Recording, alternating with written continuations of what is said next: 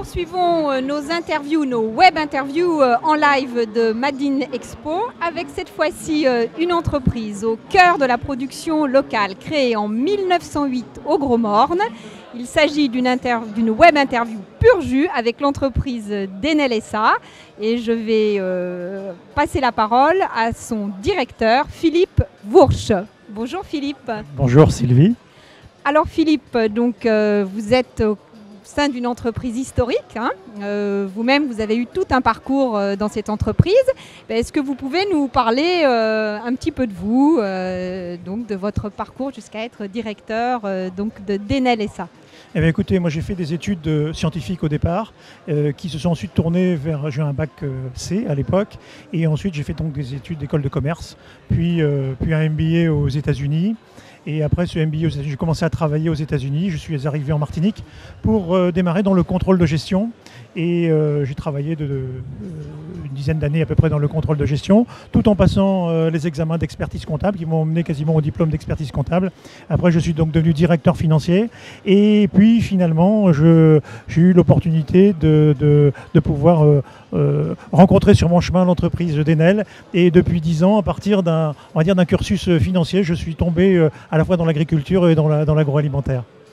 Alors justement, vous allez nous en dire un petit peu plus sur cette belle activité, puisque vous comblez les Martiniquais avec vos produits. Alors je vous laisse un petit peu la parole pour nous décrire vos produits et les types de fabrication. Donc l'entreprise Denel est une très vieille entreprise. Elle est née en 1908 au Gros Morne, autour de l'ananas, donc au fin fond de la Martinique.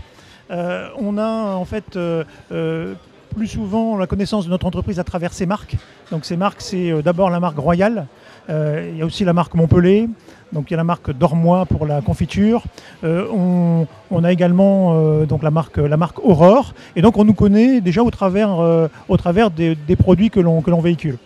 Donc ce que l'on sait moins, c'est que notre origine, c'est vraiment l'ananas.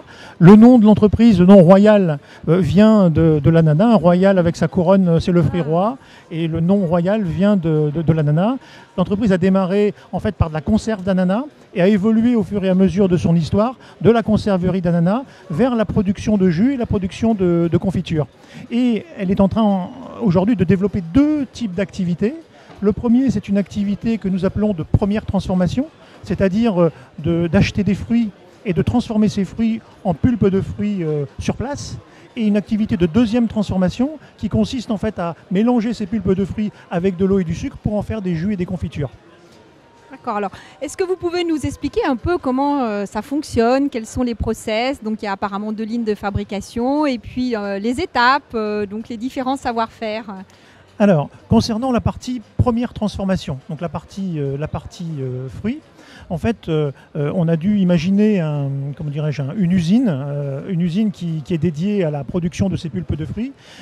Et on a dû imaginer cette usine parce que, en fait, rien d'autre n'existait comme cela dans le monde. Donc, on a eu à innover, en fait, en se disant comment peut-on, dans un même endroit, passer une douzaine de fruits tropicaux. Parce qu'au départ, les fruits, c'est très simple. Vous avez toujours le même processus. Vous réceptionnez les fruits, vous les lavez, vous les désinfectez, vous les séparez entre ce que vous voulez garder et de ce que vous voulez rejeter. Et ensuite, vous leur faites subir un traitement thermique pour les conserver. Soit vous les congelez, vous congelez vos purées, soit vous les stérilisez. Mais le problème, c'est que vous ne transformez pas de la même manière une goyave, un ananas, une prune de citer, un maracuja, un citron vert, un kumquat. Donc il a fallu en fait qu'on imagine la manière de pouvoir tout faire dans la même usine. Et au contraire de nos concurrents qui sont souvent situés dans des pays d'Amérique latine ou dans des pays d'Asie, qui n'ont qu'à travailler qu'avec un seul fruit. Vous avez des méga-usines qui vous produisent de la pulpe de goyave, vous avez des méga-usines qui vous produisent du jus d'ananas. Nous, dans notre petite usine, il fallait qu'on passe de la goyave, de l'ananas, de la prune de citer, etc. Donc il a fallu qu'on fasse preuve de beaucoup d'imagination pour pouvoir en fait arriver à faire quelque chose qui soit à la fois opérationnel et qui soit rentable, parce que derrière, il est important d'arriver à produire des pulpes de fruits qui ne sont pas à un coût supplémentaire que les pulpes de fruits que vous pouvez trouver sur les marchés d'importation. Nos concurrents aujourd'hui, une bonne partie de nos concurrents importent des pulpes de fruits d'un petit peu partout dans le monde et trop de consommateurs croient encore que nous on fait la même chose. Et en fait notre spécificité, c'est véritablement de transformer une bonne partie de nos fruits, en gros 70% à peu près de nos approvisionnements de matières premières sont transformés à partir de produits qui sont de la Martinique. Et donc à partir de ce moment-là, on arrive en fait à générer nos propres pulpes de fruits qui vont après rentrer dans les processus de fabrication de jus et de confiture. Et donc on a ensuite une deuxième usine à côté de l'usine de transformation de pulpe. C'est une usine qui va faire la production de jus et de confiture. Et là, on va pouvoir faire différents formats, du format 1 litre, du format 2 litres, du format 3 litres, du format 5 litres pour les jus, et des bocaux de 330 grammes, de 850 grammes, des seaux de 5 kilos, des bocaux de 200 grammes pour la confiture. Et donc tout ça, c'est fait donc au Gros Morne à partir en fait d'une filière, parce qu'on n'est pas uniquement une cinquantaine de personnes qui produisons du jus ou de la confiture, mais on est une filière avec en amont des agriculteurs, on va dire une trentaine d'exploitations agricoles qui sont structurées en fait en organisation de producteurs. Donc on leur donne nous des garanties sur les volumes qu'on est capable de leur acheter, on leur donne des garanties sur les prix auxquels on va acheter leurs produits, on les paye à 2 semaines après la livraison des produits. Donc eux, ils ont un certain nombre de garanties. Et donc ils peuvent se lancer dans l'exploitation de vergers, qui est en fait un travail de longue haleine, puisque un verger de goyave, par exemple, arrive à maturité au bout de 3 ans. Quand vous produisez de l'ananas, au bout de 18 mois. Donc ce sont des périodes très très longues pendant lesquelles l'agriculteur a besoin d'avoir une confiance dans la possibilité d'écouler ses produits, et c'est ce que nous leur apportons. Et donc du coup, on se retrouve avec donc la vente de nos produits à pouvoir dire on fait vivre un ensemble de personnes au fin fond de la Martinique, qui vont en gros du Morne Rouge jusqu'au François, puisque les exploitations agricoles sont éparpillées un petit peu partout en Martinique. Donc en fait, vous avez complètement participé à la structuration de la filière agricole et de permettre de les mettre en relation, en tout cas directe, avec l'industrie martiniquaise. Alors, c'est par un système de coopérative? Comment ça se passe? Vous pouvez nous en dire un petit peu plus? Alors c'est mon prédécesseur qui a été à l'origine de tout ça. Il a identifié quelques agriculteurs il y a une trentaine d'années, en leur disant est-ce que vous êtes intéressés par planter de la goyave et sortir un petit peu de l'activité traditionnelle que pouvait être la banane ou la canne.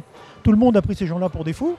Et donc ils ont démarré les 2-3 premières années avec une trentaine de tonnes de fruits, et cette année ces fous qu'on considérait comme des fous nous ont amené plus de 1000 tonnes de goyave à l'usine.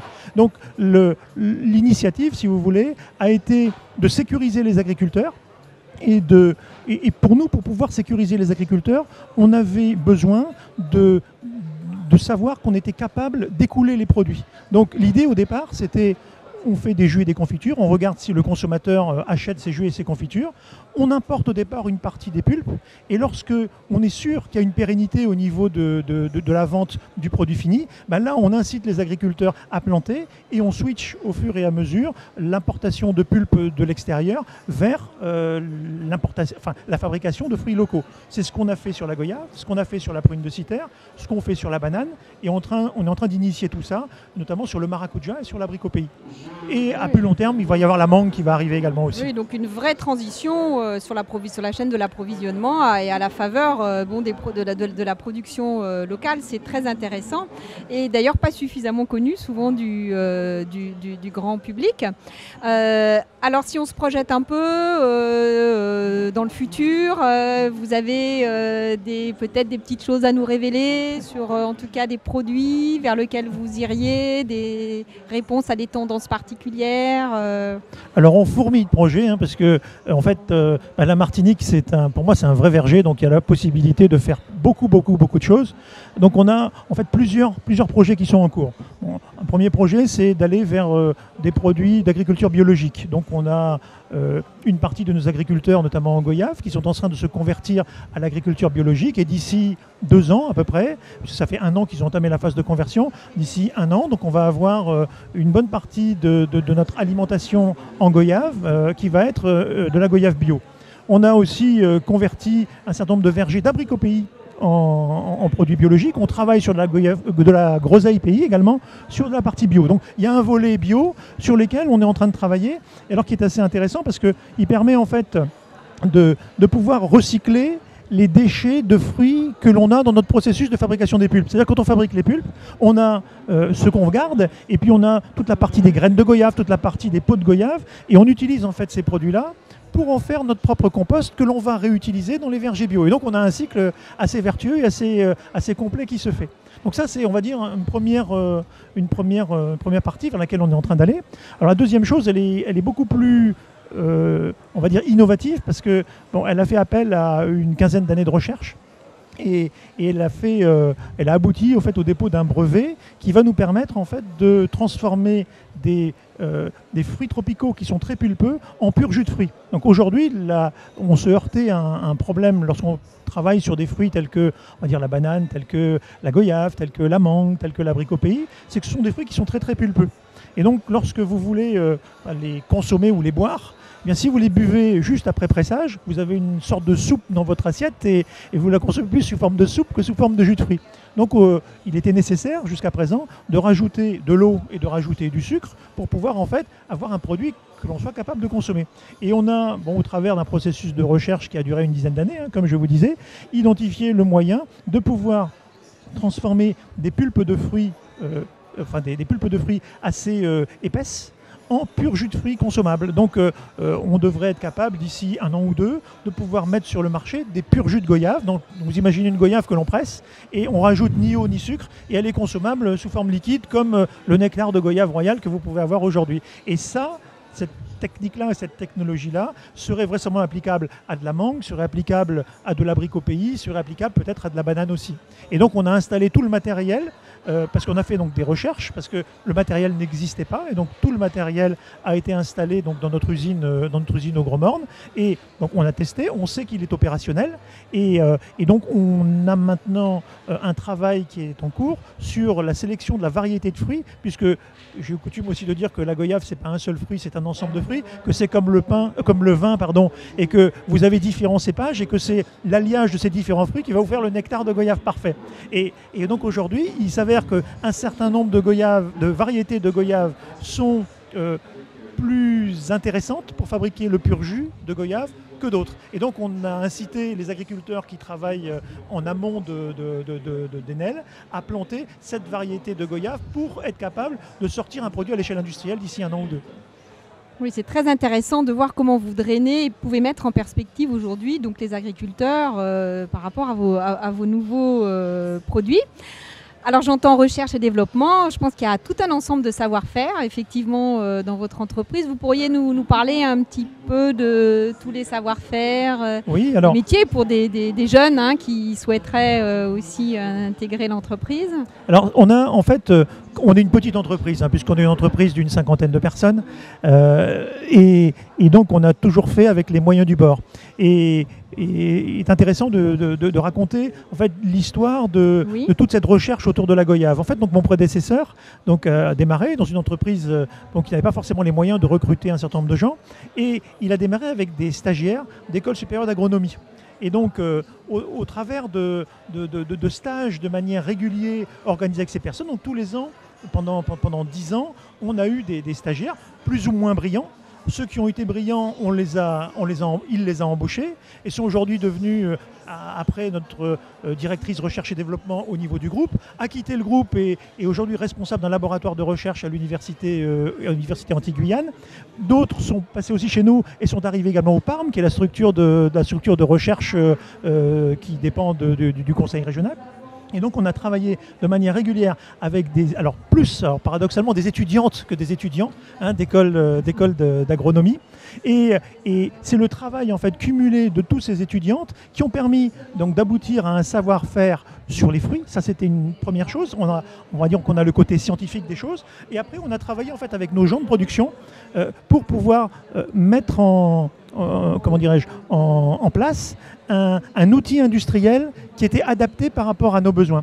Donc là, on a eu la chance de tomber sur des consultants qui nous ont aidés, qui étaient pas forcément dans le domaine des fruits au départ, mais avec qui on a travaillé en confiance. Ça fait 10 ans qu'il y a des échanges permanents entre les gens de chez nous qui ont des idées, les gens de la production qui ont des idées, ces consultants qui nous aident à les mettre en évidence. Et donc, pour par exemple aboutir à la construction de notre usine de transformation de fruits, on a tout mis sur ordinateur au départ, on a tout positionné, on a travaillé sur un modèle d'usine virtuelle, on a tâtonné, et puis finalement, on a abouti à mettre en place en réel ce qu'on avait imaginé sur ordinateur. Et donc aujourd'hui, on est en train de gérer un changement de génération parce qu'on s'aperçoit en fait que les anciens dans l'usine ont véritablement la connaissance des fruits, mais n'ont pas forcément ont des difficultés en tout cas à s'adapter à des nouveaux process, etc. Donc on est en train de faire en sorte que les jeunes qui arrivent avec tout un background un petit peu différent puissent acquérir le savoir-faire de ces anciens sur la maîtrise des qualités organoleptiques des fruits pour pouvoir en fait aboutir à toujours proposer des produits qui soient au top, quoi. En tout cas, j'entends qu'il y a des valeurs d'innovation, de partage d'expérience, de savoir-faire, et c'est ce qui a fait apparemment la recette et la durabilité de cette entreprise. Voilà, en tout cas, je vous remercie beaucoup pour ce bel enthousiasme et puis pour ce voyage donc au cœur du verger martiniquais. Voilà, alors que les Martiniquais sachent qu'à Denel, au Grand Morne, il y a une usine qui valorise les fruits du patrimoine martiniquais. Oui, et avis à tous les agriculteurs qui souhaitent s'engager auprès de Denel. Voilà, c'est le cercle vertueux. Tout à fait. Bon, à bientôt, au revoir. Au revoir. Et je vous dis aussi à tout à l'heure, on se rejoint dans une dizaine de minutes pour rencontrer notre dernier chef d'entreprise.